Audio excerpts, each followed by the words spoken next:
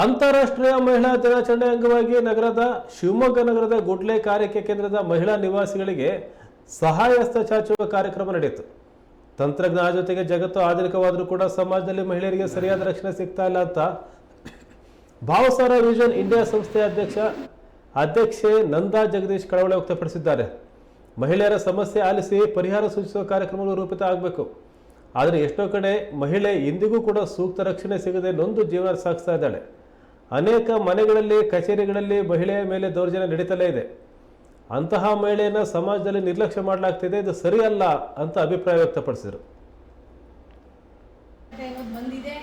ಎಲ್ಲ ಸಂಘ ಸಂಸ್ಥೆ, ರೋಟರಿ ಸಂಸ್ಥೆ ಅವ್ರು ಇಲ್ಲ ಜಾಗನೇ ಇಲ್ವಲ್ಲ, ಹಾಗಾಗಿ ಎಲ್ಲರೂ ಬರ್ತಾರೆ.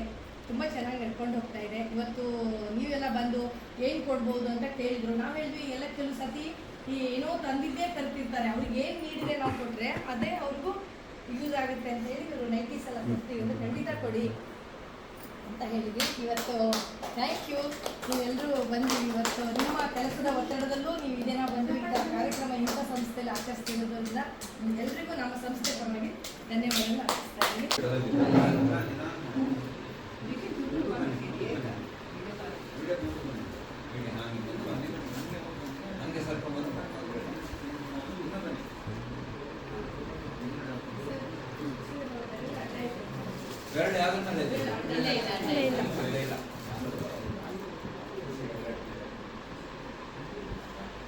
ಕೆಲವು ಟೈಮ್ ಇರಲಿಲ್ಲ. ಇವರು ಬಂದ ಮೇಲೆ ಒಂದು ಪಾರದರ್ಶಕತೆ ಅನ್ನೋದು ಬಂದಿದೆ.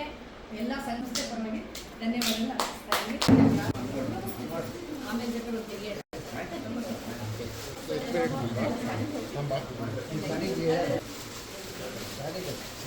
ಆಮೇಲೆ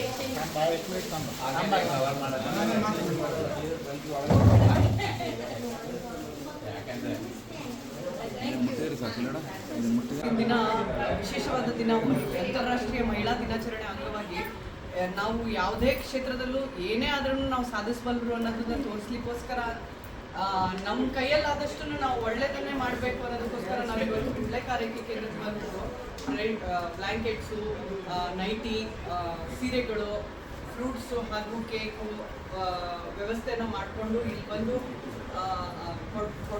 ಕೊಟ್ಟಿದ್ದೀವಿ. ಹೀಗೆ ನಾವು ಇನ್ನೂ ಹಲವಾರು ಕಾರ್ಯಕ್ರಮಗಳನ್ನು ಇದೇ ರೀತಿ ನಾವು ಮಾಡ್ತೀವಿ. ಮುಂದಿನ ತಿಂಗಳಲ್ಲೂ ಮಾಡ್ತೀವಿ. ಇವತ್ತೂ ಸಾಧ್ಯ ಆದರೆ ಮತ್ತೆ ಬೇರೆ ಕಡೆಗೂ ಮಾಡಲಿಕ್ಕಿದೆ. ನಮಗೆ ಈ ದಿನವನ್ನು ನಾವು ಒಳ್ಳೆಯ ರೀತಿಯಿಂದನೇ ಆಚರಣೆ ಮಾಡಬೇಕು ಅನ್ನೋದನ್ನ ನಾವು ಮನಸ್ಸಲ್ಲಿ ಇಟ್ಕೊಂಡು ಮಾಡ್ತಾ ಇದ್ದೀವಿ. ಅವಕಾಶ ಮಾಡಿಕೊಟ್ಟಿಂತ ಈ ಗುಡ್ಲೆ ಕಾರ್ಯಕ್ಕೆ ಕೇಂದ್ರ ಅವರಿಗೂ ಅನಂತ ಧನ್ಯವಾದಗಳು.